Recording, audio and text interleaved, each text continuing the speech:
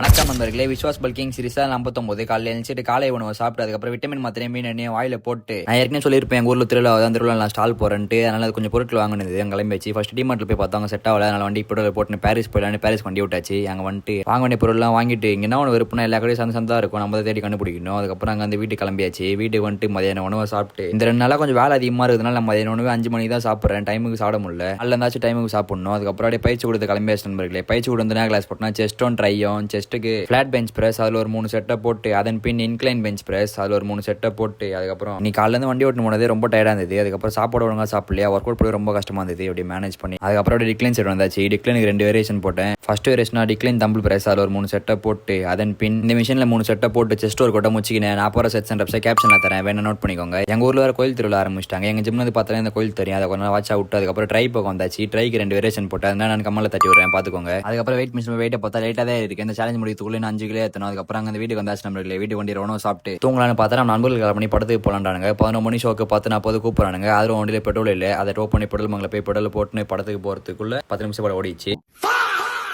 படம் நல்லா தான் இருக்குது. ஃப்ரீயாக இருந்தால் நீங்களும் பாருங்கள். அப்புறம் அந்த வீட்டுக்கு வந்தாச்சு நண்பர்களே.